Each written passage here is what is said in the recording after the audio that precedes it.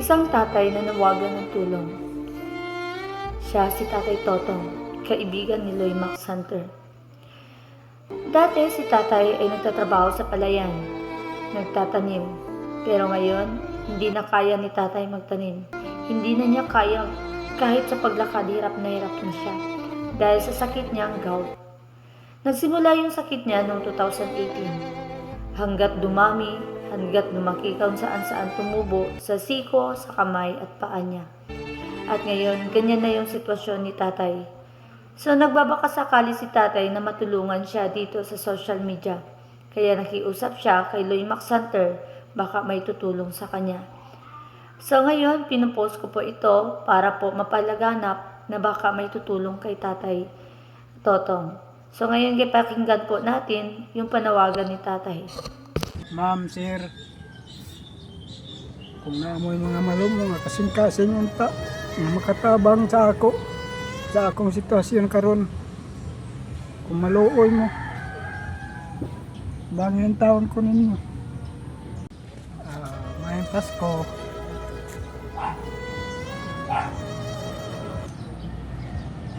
subo kayo palang dongon nga. Nag-antos ko sa akong sakit.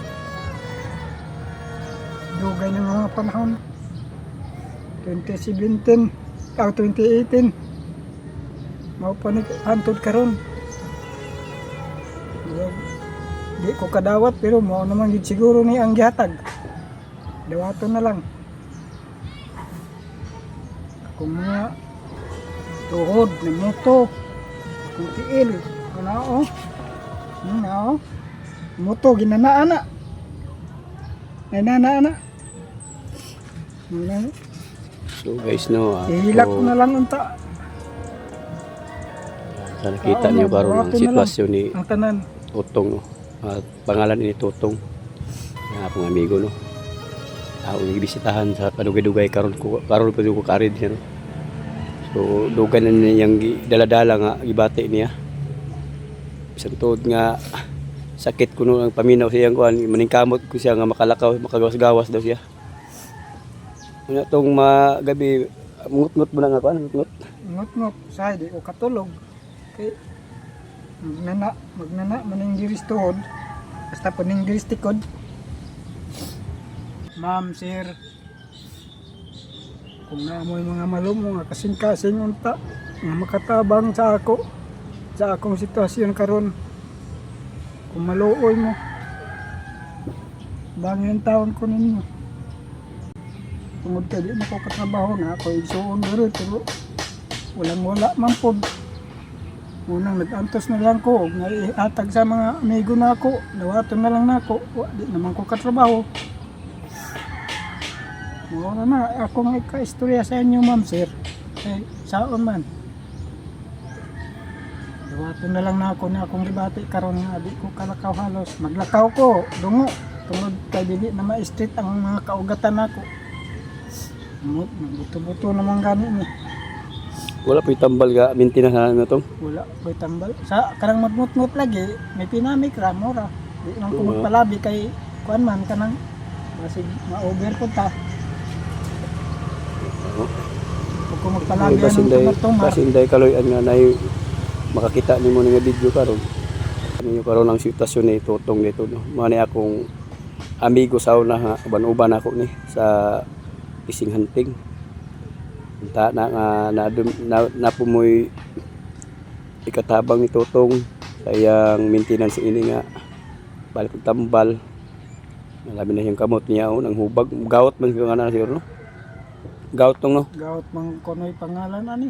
Mangbuto sa mangbuto. Moto siya kini apit man pod ni kay humok-humok nang pod. Apit man pod Grabe ni na buto naman. kay humok nang pod. Pila ka tuig antos nimo ni? Kuwan pa 2018 pa nagsugod ni. 2018. Oh, 2018. Mga November. Itong Salamat sa grasya. Salamat sa akong amigo. wala ay Dunay pohon kaluyan pohon makabalik tadi. Ang po lang Ginoo nga hatagan pagkagrasya ini para ato makuha na. Kung ana. Salamat amigo. Tug ka. Alang gaso. Ako kan bi. Bukat. Oh, Ay, salamat. lakwan kang iyo. Ngarang itong lakwan niya. Ngani siya sa niya nagpuyo.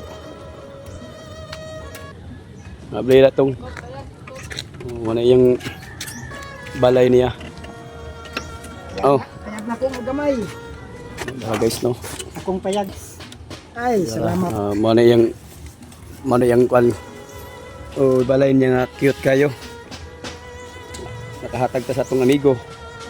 Kasing kaloy anday pohon nga di nato mahibalan nga pagrasyahan na pugta. Hindi lang tamang manaad kay lisod kay ng manaad da. Okay. Ito lang ay maabot nga gihatag sa grasas Ginoo. Butangan magtrapal gino dia. Buslot, Puslot. buslot na wa koy kailis. No. Nit-nit. Ang kwarto ni Tutong oh. Ito gamay